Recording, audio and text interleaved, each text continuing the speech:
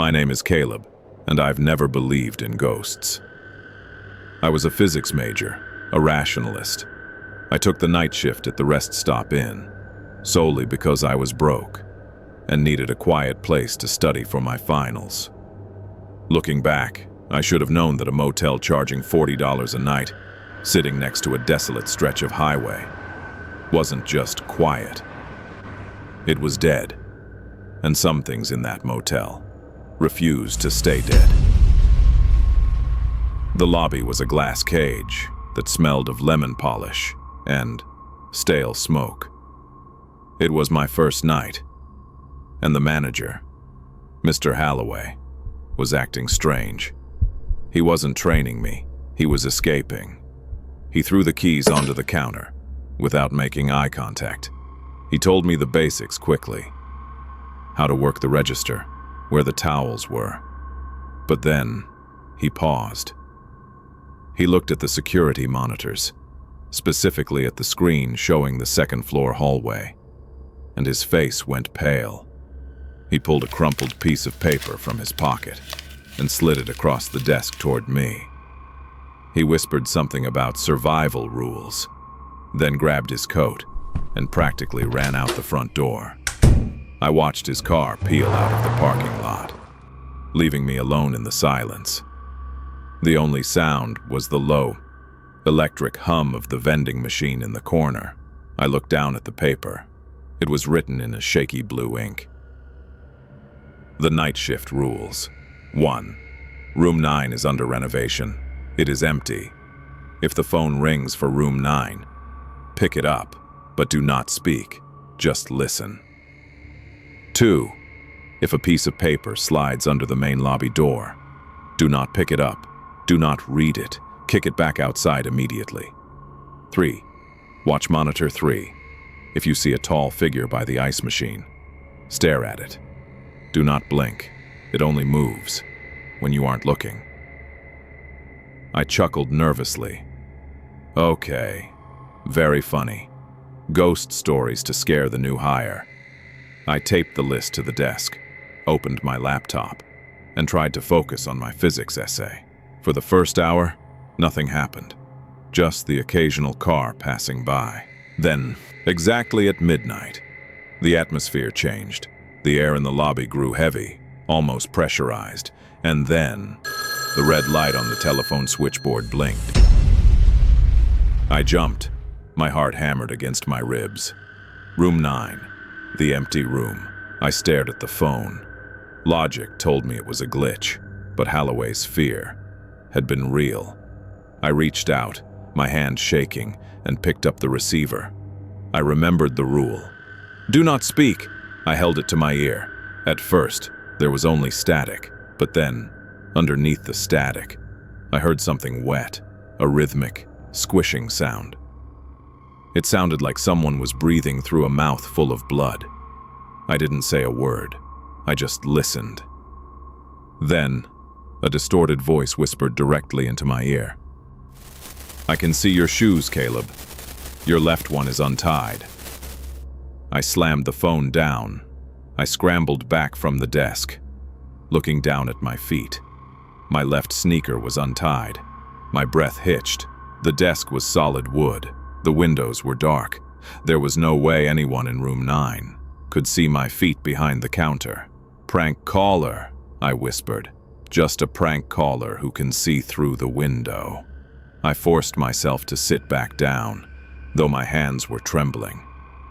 Then, I heard a soft scraping sound. I looked up.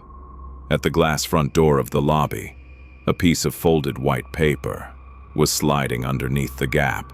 It moved slowly, jerkily, as if an invisible finger was pushing it inch by inch toward me. Rule number 2 screamed in my mind. Do not pick it up. But I was frozen. I watched the paper stop. The writing on the outside was visible. It was large, jagged, and black. I am not outside. The realization hit me like a physical blow. If the person pushing the paper wasn't outside, then they were pushing it from behind me, from the back office. I spun around in my chair. Expecting to die, I braced myself for a knife, a gun, anything, but there was nothing. The small space behind the front desk was empty. The door to the manager's back office was shut tight. I scrambled backward, my chair colliding violently with the metal filing cabinet. "Who's there?" I shouted. "Show yourself!" Silence. The only answer was the low hum of the vending machine. I scanned the room wildly. If the note came from inside, someone had to be here. But there was nowhere to hide. Unless the note hadn't been pushed by a hand at all. I looked down at the paper. I didn't want to touch it, but Holloway's rule was specific. Kick it back outside. I skirted around the desk, pressing my back against the wall. I lashed out with my foot and kicked the paper hard. It slid across the tiles and drifted out into the night air. Nothing came to pick it up. I retreated to the desk, collapsing into the chair. "Calm down," I told myself. "It's the wind, just a draft. You're losing it, Caleb." I needed an anchor, something real. I forced my eyes to the security monitors. Monitor 1, empty. Monitor 2, empty. Then I looked at monitor 3, the second-floor hallway. My blood turned to ice. At the far end of the hallway, standing perfectly still next to the ice machine, was a figure. It was tall, wearing a long, dark coat, but what terrified me was that it was facing the camera. It was looking directly at me, through the lens. Rule number 3. If you see a figure standing by the ice machine, stare at it. Do not look away. Do not blink. I widened my eyes, locking my gaze onto the grainy shape. "I see you," I whispered. "I see you." The figure was motionless, but the screen itself seemed to vibrate. 10 seconds passed, then 20. My eyes started to burn. I felt a desperate, biological need to blink. Tears welled up. "Don't blink!" I strained. "Don't blink!" Just as my eyelid twitched, a sound exploded in the quiet lobby. The red light on the switchboard flashed. Room 9. Again. I couldn't look away from the monitor. I knew if I looked at the phone, the thing on the screen would move. I fumbled blindly for the phone receiver with my right hand. My hand knocked over a cup of pens. I grabbed the receiver and jammed it against my ear. I didn't speak. I just listened. On the monitor, the figure hadn't moved, but the image was getting darker. From the phone, the static returned, aggressive, and underneath it, I heard a heavy, wet impact sound. Then, the voice spoke, mocking me. "Your eyes are watering, Caleb. It hurts, and doesn't it?" My vision swam. A single tear rolled down my cheek. I forced my eyelids open with sheer will. "Just one blink," the voice whispered. "That's all I need. I'm very fast." I couldn't take it. My body betrayed me. I blinked. It was a split second. When my eyes opened, Monitor 3 had changed. The figure by the ice machine was gone. I gasped. Then I saw it. The figure wasn't at the end of the hall anymore. It was standing right in front of the camera lens. All I could see was a patch of dark, wet fabric filling the screen. Then, the feed on Monitor 3 cut to static. "Second floor is clear," the voice said. "Coming down." The line went dead. I dropped the phone and stood up, backing away from the desk. Then I heard it. A heavy footstep on the metal staircase outside. Then another step followed. Closer. It was coming down. I scrambled away from the desk. The lobby felt like a fishbowl. The front door, it was unlocked. Panic surged through me. I lunged across the small lobby, grabbing the manual lock just as a shadow detached itself from the darkness outside. I twisted the lock. The deadbolt snapped into place. At the exact moment, a heavy mass slammed against the door from the outside. I stumbled back. Standing on the other side of the glass was Mr. Halloway, or at least, it wore his skin. The face was wrong, smooth, like melted wax. No eyes, just a slit for a mouth. The creature raised a pale hand and pressed it against the glass. "Go away," I screamed. You aren't him." The thing outside didn't move its mouth. It simply tapped a long, bony finger against the glass pane. Behind the desk, the phone receiver I had dropped was still dangling. The voice came from the earpiece. "I forgot my keys, Caleb.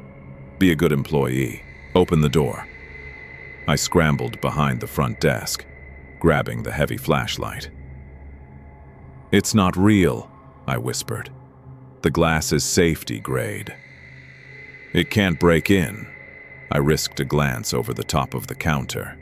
The figure outside was pressing both hands against the glass now, and the glass wasn't breaking, it was bending. Then, the lights in the lobby flickered and died. In the dark, the voice spoke again. This time, it wasn't coming from the phone. It was coming from the ventilation vent, directly above my head. "Rule number 1, Caleb, room 9 is empty, but the vents connect to every room." I looked up. The metal grate was screwed shut, but I heard a sound inside the ductwork, a soft, sliding noise. It was moving through the ceiling. It was already above me. I grabbed my bag and the flashlight. I crawled toward the back door, keeping low. "Please open," I cried softly. "Please be unlocked." I reached the handle. It didn't budge. Halloway had locked it. From the vent above the desk, a black liquid began to drip. I shone my flashlight at the vent. The screws were unscrewing themselves. The grate fell loose and banged against the wall, and from the dark hole in the ceiling, a pale, faceless head hung upside down. It had no eyes, but the smooth surface of its face turned to follow me.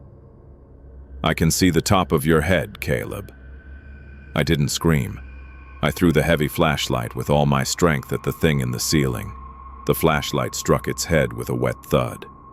But the impact didn't stop it. The creature opened its slit-like mouth and let out a sound like a screeching dial tone. I scrambled to my feet. I threw myself at the glass front doors. I fumbled with the lock. Behind me, I heard a heavy, wet mass hit the floor.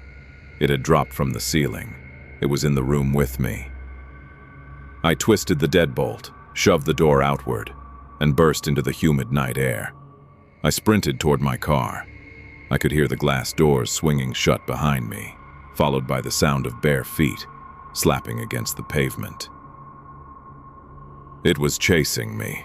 I reached my sedan, wrenched the door open, and dove inside. I jammed the key into the ignition. I slammed the gear shift into reverse. As the headlights swept across the motel entrance, I saw it. Standing in the middle of the parking lot was the creature. It stood perfectly still, watching me leave. I spun the wheel and accelerated onto the highway. The motel disappeared in the rearview mirror. "It's over," I panted. "I'm gone. I quit." I reached for my phone to call the police. But when I looked at the passenger seat, my phone wasn't there. I had left it on the front desk. Then, a sound filled the car. It was a ringtone coming from the car's speakers. Incoming call. Room 9. I tried to hit the end call button, but the system didn't respond. The line connected. Static filled the car. And then, the voice. It wasn't distorted this time. It sounded exactly like my voice. "You forgot rule number 3, Caleb." My blood ran cold. Do not look away. Do not blink. It only moves when you aren't looking. My eyes darted to the rearview mirror. In the reflection, the back seat was empty, but then I looked closer at my own reflection. My reflection wasn't looking at the road. My reflection was looking directly at me. And it was smiling. "No," I whispered. The reflection in the mirror blinked. My car swerved violently into the darkness. I woke up in the hospital 2 days later. They told me I had fallen asleep at the wheel and driven into a ditch. They told me the motel had been abandoned since the late 90s. Police found no body, no Mr. Halloway, and no room 9 key. But I know what I saw. To this day, I don't drive at night, and I covered every mirror in my apartment, because sometimes, when I brush my teeth, I catch my own reflection staring back at me when I'm not looking, and it's always smiling.